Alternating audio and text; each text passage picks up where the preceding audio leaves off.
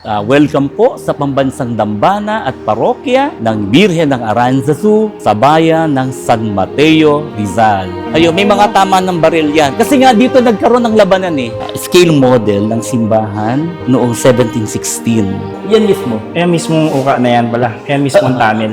Yan mismo.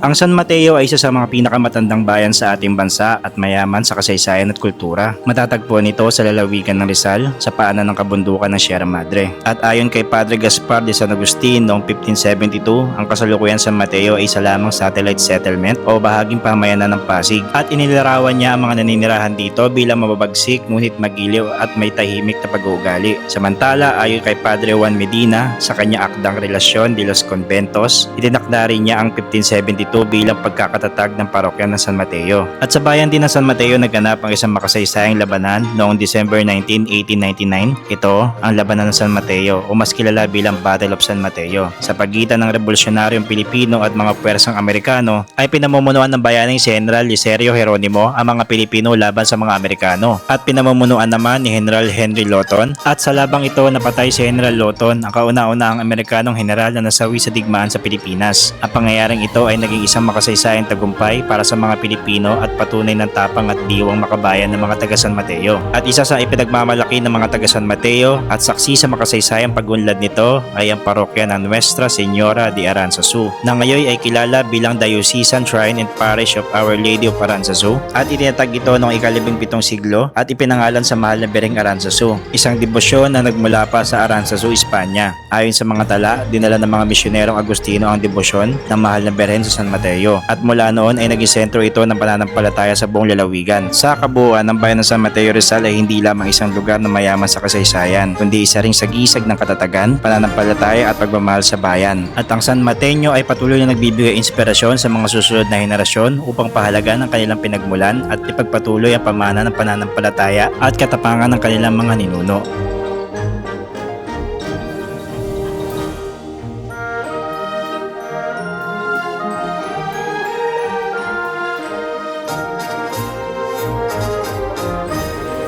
Welcome back po muli sa ating panibagong paglalakbay at pagtuklas, at nandito po tayo ngayon sa probinsya po ng Rizal at papasok po tayo ng bayan po ng San Mateo.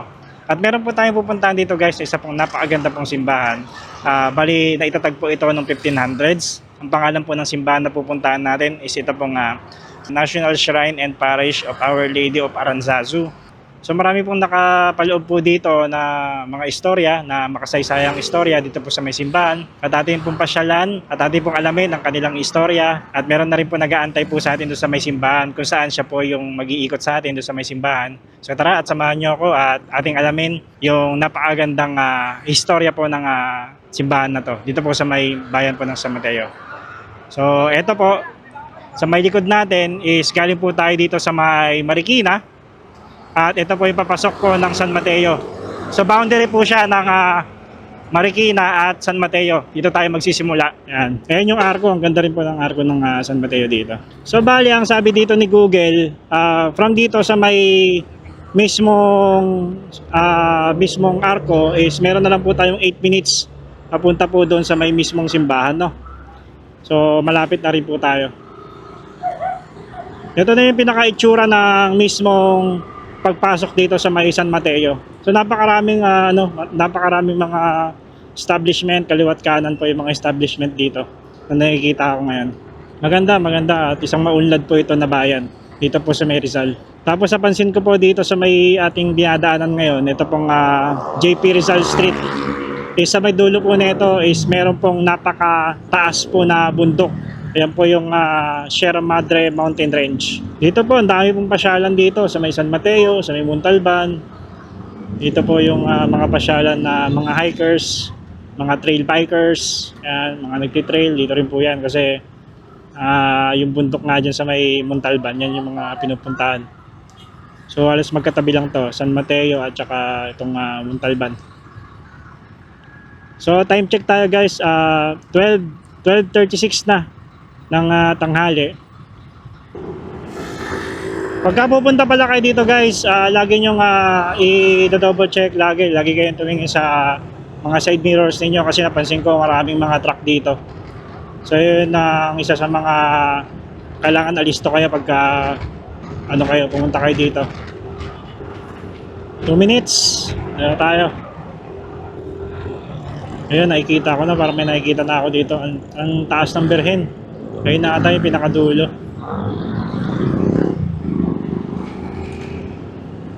Kumbaga parang pinakakanto siya ng ano, ng pinakatumbok siya ng highway na to. So ito na. Ito tayo, kakaliwa tayo. Hanap lang tayo ng parkingan. Yeah, saan po pwede mag-parking? Papunta simbahan? Sa gilid ng simbahan. Sa gilid doon. Okay, salamat po. Oh, ang ganda. Ano pala to guys, no? Tisa. Puro tisa. Yun ang itsura niya. Ayan, no?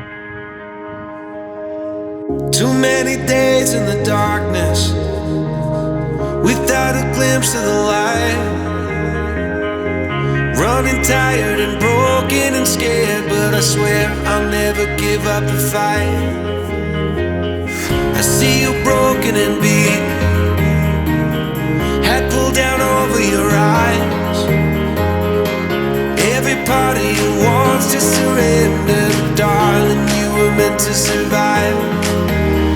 With every star, we are born again.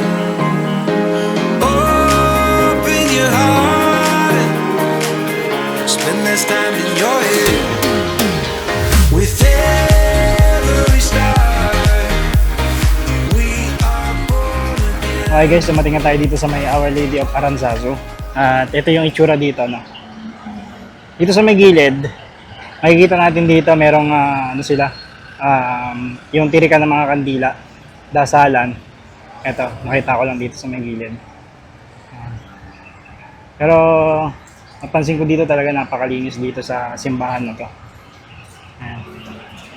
Tapos katabi na ito, itong dasalan na to is itong mga bell. Ayan. Bali may 6 na bell dito sa may labas. Hindi ko lang alam kung ito yung original. Kasi meron pa dun sa may taas. Dun sa may taas na yan. So yan yung itsura dito guys. Puro siya ano, tisa. Gawa siya sa tisa. Ayan. Napakalaki rin. Isang daming tao ngayon. Dito sa may mismong labas ng simbahan. Kasi may mga ano dun sa loob. May mga parang mga ataol. So possible yung mga ililibing na is dinadala mo na dito, binabasbasan, no? Okay guys, dumating na si Brother Ray at siya yung mag-iikot sa atin dito sa may mismong simbahan ng Aranzazu. Ito po siya. Ayan. Hi Sir Ray, good afternoon. Hello, kapatid na Mario. Magandang hapon sa iyo. May tanong ko lang po, no? Ano po ba yung history po ng simbahan po nitong Señora de Aranzazu? Okay. Yung mismo ng istorya ng simbahan. So, ang simbahan namin, ang kauna-unang simbahang naitayo dito ay noong 1596. 1596? So, kaya lang ang patrono ay si San Mateo. Kasi itong lugar na ito, nung magpunta yung mga sundalo na pamangkin ni Juan Legazpi, naghahanap sila ng mga bato na gagamitin sa pagtatayo ng simbahan sa Intramuros. Ngayon, nung napunta sila sa dakong ito upang maghanap ng bato, may isang sundalo doon na may hawak na libro at saka pluma. Itsura ng isang ebanghelista na si San Mateo. Nagbiro yung tao, o isa sa kasamahan nila, at sinabi, narito pala si San Mateo. Simula noon, ang lugar nito tinawag na San Mateo. At noong September 21, 1596, binasbasan ng unang simbahan sa karangalan ni San Mateo. Ngayon, ang Birhen ng Aranzazu dumating ng mga 1660 or 1705, mga ganung pagitan. Kasi nagkaroon ng malaking pagbaha. Yung unang simbahang tinayo ng mga paring Agustino, nasira ng malaking pagbaha na tulad ng Undoy. Kaya nung dumating ang mga paring Jesuita noong 1705 sa pamumuno ni Father Juan Echezabal, sinimula ng pagpapatayo ng simbahang ito at kaalinsabay doon ng pagdadala niya ng imahen ng Birhen ng Aranzazu sa dakong ito upang ipalaganap ang debosyon sa mahal na Birhen. At ang simbahan ay natapos noong 1715 at binasbasan ng sumunod na taon na 1716. Mm-mm. at itinalaga ito sa karangalan ng Birhen ng Aranzazu na ginawang patron ng buong bayan ng San Mateo Rizal at kasama doon ang bayan ng Montalban at dating bahagi ng bayan ng San Mateo. Ay, ibig sabihin, brother, yung San Mateo din Montalban, dating bahagi ng ng San Mateo Oo, Montalban. baryo lang yun. At Okay. kasama yung batasan sa Quezon Mm-mm. City. Ang laki pala ng San Mateo. Malawak ang San Mateo mga. Oo. Kailan po na i-declare po ito as a National Cultural Treasure? Ilinagay itong Marker. historical marker. Tapuntahan po natin. Itong historical marker noong 2018. 2018. So sa National Historical Commission. Kasi ito'y naging bahagi ng kasaysayan ng bayang San Mateo sa panahon ng digmaan ng mga Pilipino at Kastila, Amerikano at Hapon at Pilipino. Ang pagkakaalam ko, dito rin yung Battle of San Mateo. Dito rin ang Battle of San Mateo. Battle of San Mateo, actually, nasa Quezon City na yung site. Oo. Nasa Barrio Silangan, dun sa kabila. Pero may historical marker doon. Ang nakasulat, Battle of San Mateo. Pero nasa Quezon City. Sa Quezon City naka. Pero part siya ng San Mateo nung araw. Doon siya namatay kasi. Dito okay. naglabanan, nagkahabulan dyan eh. May doon sa tore, nagbabarilan. Mm. So kung makikita natin mga lumang kampana diyan, may mga tama ng baril yan. Yung mga kampana po O yung dito. mga kampana, lahat yan may tama, may damage yan. Pwede po natin makita. O, yung pwede mga natin tama ng makita. baril. Ito palang mga nandito, brother. Ano pala? Original pala yan? Original yan mula doon, Yung sa may taas. mula sa taas. At nung palitan namin, ilinigay namin dito, humingi kami ng permit sa National Historical Commission, yung disenyo mismo na espadanya, tawag dito espadanya, dito makikita din nyo may mga tama ng baril. Ay, oo. Meron Ayun, may mga tama ng baril yan. May mga yan. Kasi nga dito nagkaroon ng labanan eh. Oo. Tapos nagtakbuhan doon. Dito sa may... Ito na po, Quezon papuntang City na. ilog. Opo. Papuntang ilog. Mm-mm. So, yan. Ang pinakamatandang kampana ito, Ito po nasa taas sa itong gitna. nasa taas. 1705 yan. Okay. Tapos, ito, hindi ko na maano at ang lalarayo nila. Oo. Dahil hindi pa namin napapaano sa mapalagyan ng date kung ano mga year ng mga ito. Pero yan, Wasak ko. yan part yan kasi bumagsak ng tore eh. Ay, ito. Bumagsak ng tore kaya yan eh isa sa mga part ng digmaan. Yung pagkasira. Kaya kung makasisilop mo dun sa ng kampanaryo, dito ng kampana, tilipin mo to, yun no. Ayun, no, may butas na. Kitang-kita mo yung mga butas. Ayun, no. So, malatandaan na talagang nagkaroon ng labanan. Dito sa may San Mateo, no? Dito mismo sa simbahan na to, sa tore. Kasi, kung palusog ang mga kaaway, doon ka po pwesto sa taas eh. Dito po, sa may taas na to. Tore, oo. Sa may tore na to. So, ayun, ang tama, tatamaan talaga yung kampana kasi mga nakabungad yan. Mm-mm. Tapos yung katipotero ba no, kung sunda o kung sino man nasa taas, yun ang bumabaril sa baba. Sino Opo. naman tinitira sa taas. Okay. Bali, ito po talaga mga saksi. Oo, buhay na saksi na hanggang ngayon ay hindi na gumagana dahil sa sikli ng digmaan, may mga karak na. Pero pinakikita dito ang kasaysayan nito. Hindi lang pala ordinaryong design to sa labas, ah. Hindi lang Brother, ordinaryo. Ito ay actually mababa dati yan. Mm-mm. Yung unang disenyo. Mm-mm. Hindi in-approve ng National Historical Commission. Ang sabi, itaas ninyo baka para kitang-kita kahit para may kotse dyan, mula sa malayo makikita. Mm-mm. Then nakatanaw yan ng protected din to ng munisipyo, may ordinansa. Mm-mm. Na itong mga ito ay bahagi ng kayamanang pangkasaysayan ng San Mateo. Kaya ito hindi pwedeng galawin ng kung sino kahit sino maging kura paroko na walang permiso Ng munisipyo. ng munisipyo dahil kayamanang pangkasaysayan to ng bayan. Ito pala talaga ang buhay na saksi Oh, sa yan. lahat Sa- ng oo, sa- lahat ng mga i-display. kasaysayan Mm-mm. ng na San Mateo, no? Oo. Grabe. Kitang-kita natin ang Hindi lang pala ordinaryong to, no? hindi basta dinisplay yan dyan. Humingi pa kami ng permit talaga Oo. sa National Historical Commission. Tara, tara brother, pasok po tayo dun sa loob. So yun guys, nakita nyo. Grabe, yung istorya. Yung mga kampana sa likod natin is talagang napakatagal na pala. No? Nakala ko nung una, yun eh, mga bago. So ito, papasok na kami ng simbahan.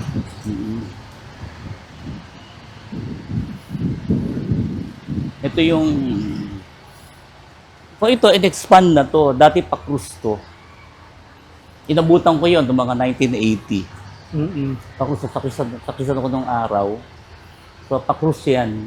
Ito, expand na lang to magkabila. Mamaya makikita natin yung scale model nung 1716 na simbahan. 1716. Okay. Dito Tapos po, ito Father. yung baptistry na tinawag na Oratorio de la Virgen de Aranzazu. Dito maraming dumadayo, humihiling sa mahal na Birhen ng Aranzazu at ang dito rin ng Binyagan. baptisteryo. Yan.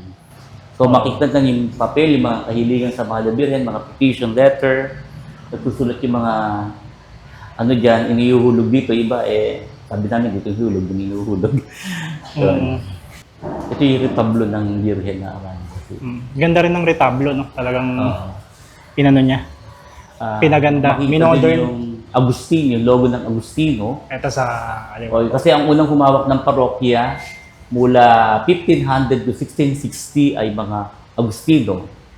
Tapos from 1660, 1705, Jesuit. Jesuits. Yung dalawang religious group na nag-mission dito. Actually, meron din tayong Agustinian Recollects na mga 1800 sila nung bago napunta sa mga secular.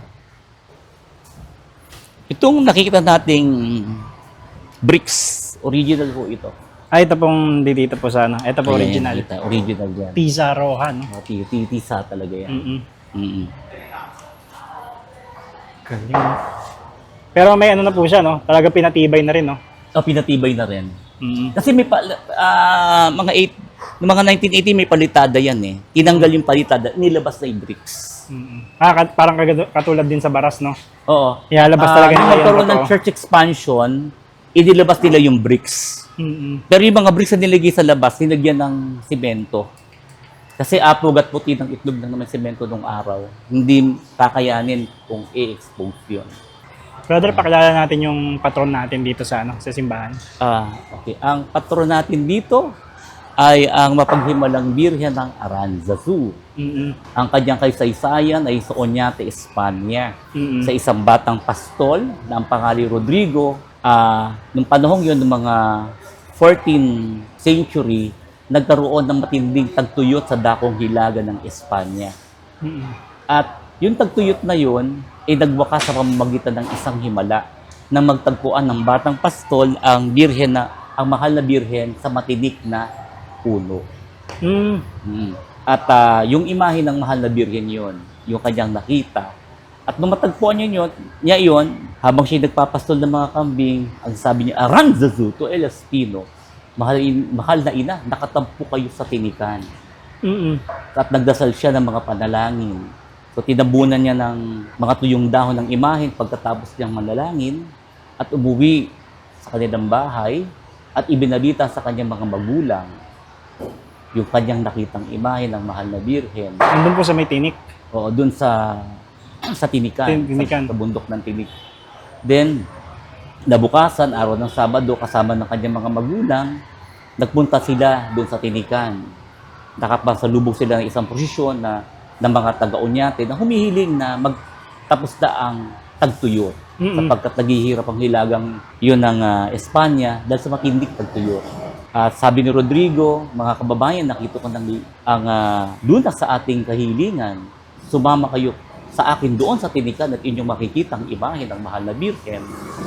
At yun nga, nung una walang naniniwala kay Rodrigo, pero sinabi ni Rodrigo na pag hindi totoo sinasabi ko, itapon niyo ako sa bangin. Dahil sa tindi ng pananalitang ito ni Rodrigo, nagpasya ang mga kalalakihan na sumama kay Rodrigo upang alamin ang nakita ni Rodrigo. Ayun nga, nakita nila yung imahe ng mahal na Birhen. Then, nagpatayo sila ng santuario doon at dumaganap ng debosyon. Nakarating sa Guadalajara, Mexico, sa Acapulco, Mexico. Then, nakarating dito sa Pilipinas ang debosyon na ipinalaganap ni Father Juan Echizabal. At nung dumating nga, ang mga paring Jesuita, wala ang imahe ni San Mateo dahil inadod nga ng baha ang unang simbahan nasa ng dulong bayan. Opo. Kaya ang ginamit nilang imahe na yung Birhen ng Aranzazu. Okay. At yun po ang Kaya na po iniluklok yun, nito bilang patron. Kaya nung simula ng simbahan noong 1705, tatapos ng 1715, 1716, ito na ang kinilalang patron magpasa hanggang ngayon. At ang imahe ng Birhen ng Aranzazu ay maraming naging saksi sa mga pangyayari sa kasaysayan ng bayan ng San Mateo. At itong simbahang ito noong July 17, 2004 ay idineklarang Diocesan Shrine of Our Lady of Aranzazu ni Bishop ng Obispo ng Antipolo na si Gabriel Reyes.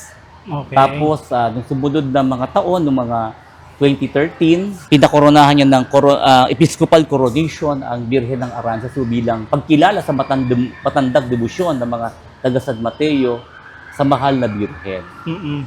At nung magtatatlong daang taon, noong 2016, 300 years ng pagkakadeklara dito, anniversary ng pagkakadeklara bilang patrona ng bayan at pagkakadedika itong simbahang ito, si Pope Francis ay kinilala ang debosyon ng mga taga San Mateo sa Birhen ng Aranzazu at ginawaran niya ito ng pagkilala sa pamamagitan ng tinatawag na canonical coronation.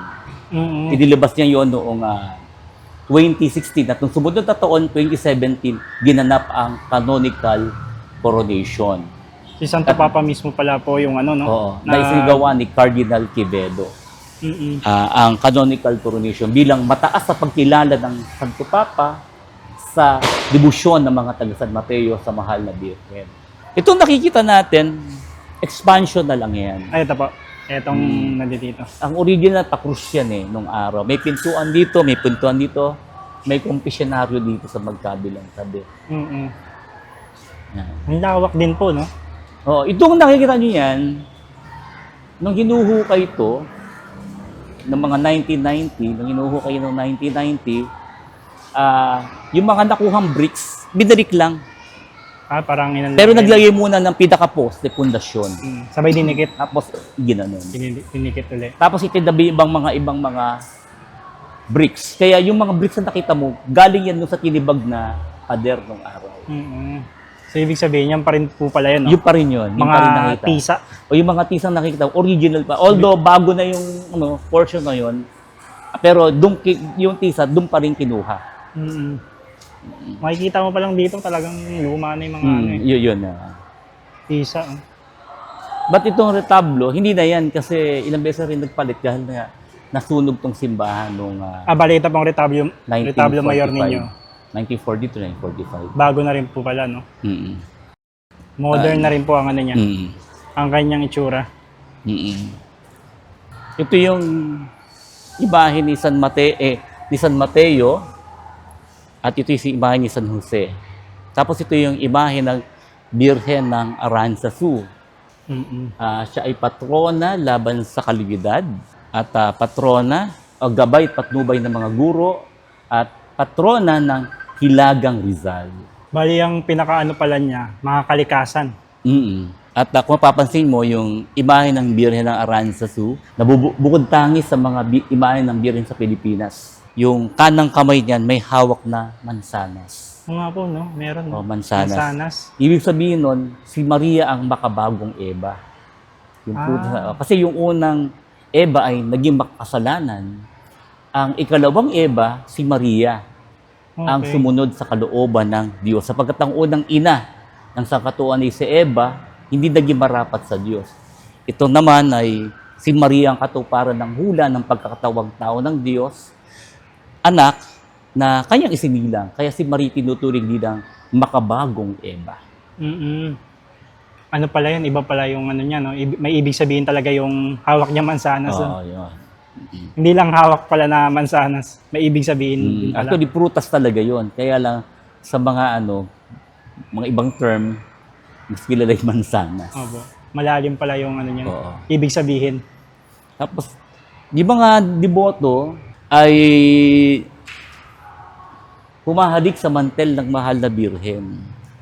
Pupunta lang dito sa likod, sa kamarin. Meron pa likod. Yan. Ay, yung mantel. Akit dito, ayan. Punta natin yan.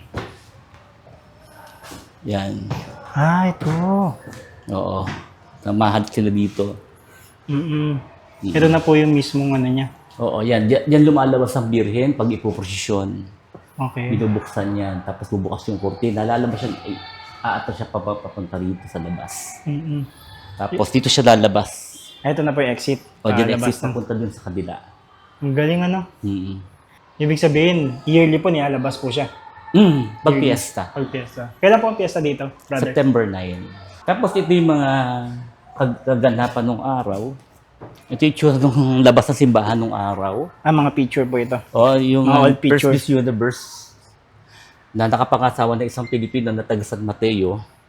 Siya yun. Nagdinang sa kasal siya yun. Si Army Elena si Ella of Finland. Nakapangasawa rin po ng Pilipino, no? O, taga San Mateo yung nagpangasawa niya. Okay. So, napunta siya dito sa simbahan ng San Mateo. Tapos ito yung kasal nung araw, simbahan. So, ano ba Original, yun? Oo, yan. Oh. Bago masunog noong 1943. So, mga 1939 siguro to. Yan. Yan, kita mo, pakrus talaga. Mm-mm. Tapos yung pagbukas ng bintana nung araw, hinahagdan. Parang may pulpito pa nga. O, ito yung pulpito. May pulpito talaga. Mm-mm. Yan. Nakahang. So, dito kita yung mga hagdan ng mga bintana nung araw. Kapis pa. So, yung nakita sa Cristo Mayor yan, isa-isang...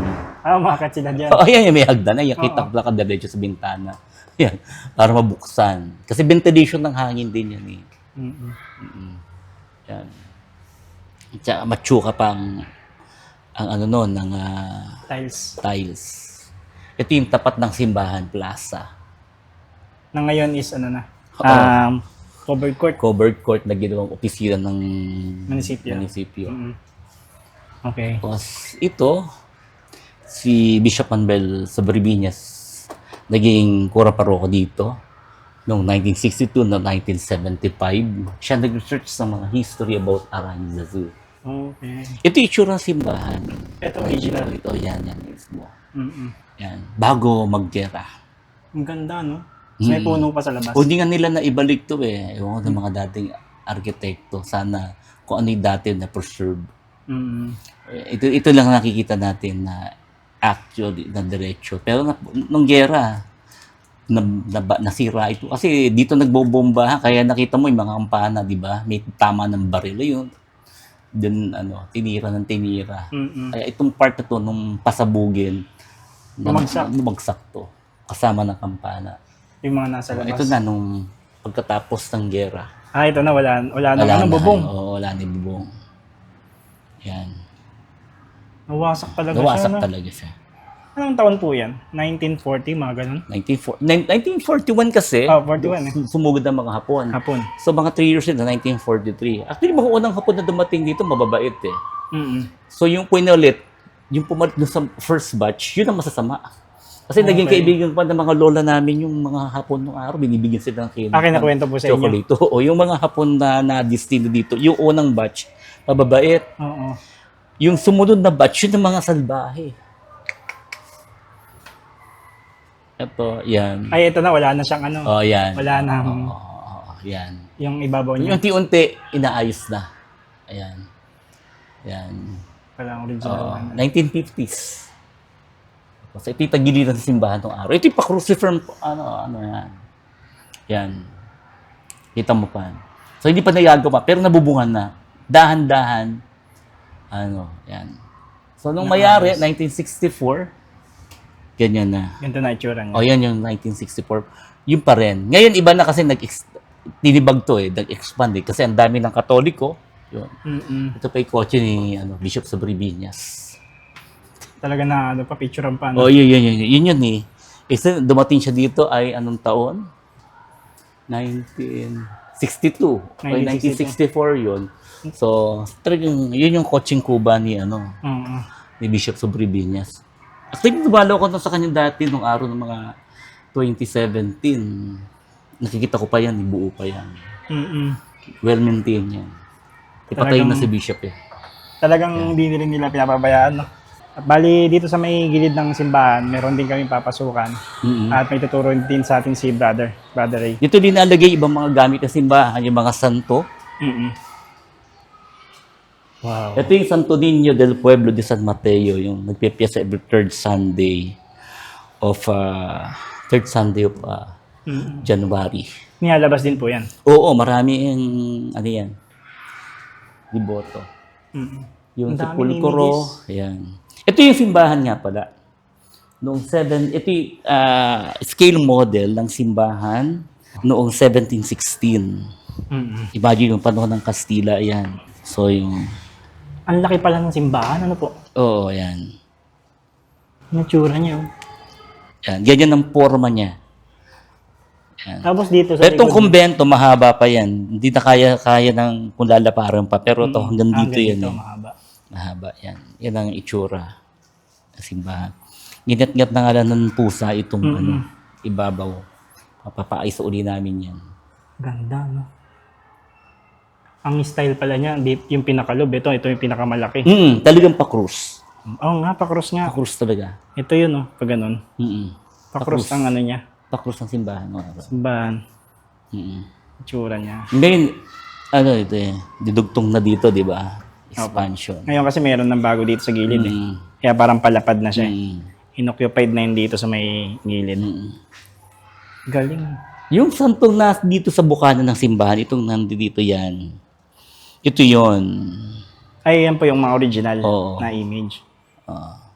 Isang taan na, Naputol na yung mga ano, ibang parte, no? Antonio Abad. Yan, oo. Ito po yung pag-entrance pa lang, ito po yung makikita. Oo, dun sa may magkabilang tabi. Mm. Dun sa may, ano, Ito sa may harapan. massage. O, Dito dyan, sa may dyan, harapan. dyan. Dun siya nakalagay. Galing, ano? So, Tapos ito itong yun. mga image. At itong apat na image, ito yung itsura ng Arantes na nasa Spain. Yan. Ayan po. Mm-mm. Yung parang gold. Oh, yan. Pero maliit lang. Ganun nakaliit yan doon. Tapos, ito si San Agustin. Dahil ang unang namahala dito mga pare ay mga Agustino. Tapos si San Ignacio de Loyola. Ito. Dahil ang sumunod na namahali mga Jesuita. San Francisco de Assis. Dahil lang nangangasiwa ng Basilica ng Aranjuez, Spain, ng mga Franciscano. Then, si Santo Domingo, sapagkat may isa Intramuros na nagpalaganap ng debusyon sa Birhen ng Aranjuez, mga Dominicano, sa Colegio de San Juan de Letran. Ito yung antigong imahe namin ng San Juan Bautista. Ah, Ito okay. yung naka-survive sa panahon ng Tigmaan. San Juan Bautista. Yun naman ang ginagamit namin sa veneration of the cross pag Holy Week. Ito po. Nasa taas. Ayan, yung cross na yan. Ito po. Yung pagkatapos ng gera kasi, ito naging ilinagay sa gitna ng altar. Nung ibalik sa retablo, tinanggal. Yung cross na yan. Ang laki po, no? Oo. Bali, dyan na lang po yan. Hindi na nilalabas. Hindi na. Tapos ito yung sepulcro na ginagamit pag Siete Palabras. Pinapako sa krus yan pag Holy Week. Pag Good Friday. Parang Santo Inter, no? Kasi ano yan, aano'y kamay. Iaano'y kamay niyan. Tapos ito yung Nazareno pag January 9. Tapos ang yun yung Dolorosa. Solidad. Po, yun sa likod. Yan ginagamit pag kapag Holy Week. Pag dito lang pero dito lang kasama ng Santo Echero. Ito yung mga estandarte ng Birhen ng Aranzazu. Pag may mga prosesyon. Tapos ito yung Miraculous Medal. Tapos Immaculate at saka Sacred Heart of Jesus. Prosesyon pagkapistahan nila. Nilalabas din po. Okay guys, meron kaming sisilipin na di umano dati. Dito raw yung nakalagay yung tunnel ng simbahan. Pero wala na. Pero ngayon wala na raw kasi. Oo. Nakikita ko lang yung lugar na yon. Modern na kasi itong sacristy. Kasi yung ventilation ng hangin. Bali dito pala, sa may right. Oo, dito. Dito na.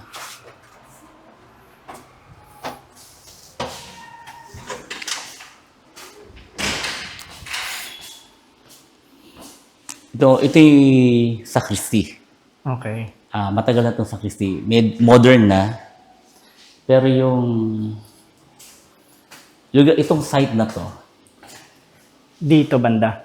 yung butas na to, yun ang tinakpan. Yun yung may ano ng tunnel. Okay. Oo. Hindi na rin accessible talaga kasi Dito banda. Yung mismong lugar na yan. Ito mismong, yan mismo. Kaya mismong uka na yan pala. Kaya mismong tunnel. Yan mismo. Yan ang bisa yan. Tapos ang labas po niyan, sa ilog. May sa ilog, pero bumagsak na yun. Wala na rin.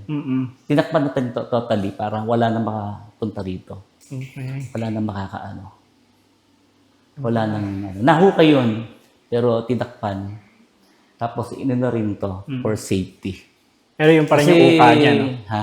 Yung pa rin yung uka niya. Yun yung uka niya. Kasi inabutan ko yan bago pa maging ganyan. Okay. So, may bara lang na sinasabi, yan yung tunnel. Okay. Pero hindi na, kasi may naghukay dito ng mga 1978. Mga treasure hunter, mga ganun. Oo. Kliyente lang sa akin ng mga matatanda. Okay. So, siyempre, dyan, nandiyan yung may naghukay. Halos lahat ng Tapos simbahan. Hindi na pinabuksan. Kamusta po ang lahat? Welcome po sa pambansang dambana at parokya ng Birhen ng Aranzazu sa bayan ng San Mateo, Rizal. Inaanyayahan po namin kayong dumalaw sa aming matandang simbahan na dinadayo na ng maraming pilgrim. Sa mga nais humiling na matupad, magtungo lamang dito. Humiling sa mapaghimalang Birhen ng Aranzazu. Iano natin, lalo na pag Holy Week, punta rin tayo dito. Pag magpe-fiesta, pag September, dayo ho tayo dito sa bayan ng San Mateo, Rizal. Kung saan dito ginaganap din ang tinatawag na Kakanin Festival. Okay. Ang Kakanin Festival ng San Mateo, isa sa mga may mga parada ng kakanin dyan. Kasi nung araw, ang bayan San Mateo, maraming mga dito, mga bukid. Okay. At ang pangunahing produkto ay bigas. Kaya pag piyesta, nagluluto sa ng kakanin, dinadala sa simbahan. Pinamimigay. Ngayon wala na. Wala nang bukid. Yan. So muli po, maraming salamat po sa pagpapakita at pagbibigay ng pagkakataon na ito ay mai-feature sa inyong YouTube channel, ang Pambansang Dambana ng Birhen ng Aranzazu. Maraming salamat, Mario, sa iyong at isa ito sa iyong napili. Okay guys, tapos na tayo dito sa Our Lady of Aranzazu. At marami na naman tayo natutunan sa ating paglalakbay papunta dito sa simbahan. At maraming salamat po sa lahat ng mga sumubaybay sa ating episode. At kita-kits po muli sa ating susunod na adventure. Salamat po. Bye-bye. It's been a long time, but I remember it well. Just like the photo we keep on the shelf. Oh, we were young. Oh, we were young. Now 10 years have passed and we're still locked in time. I don't take for granted the years that go by. Started with a gaze, here we remain.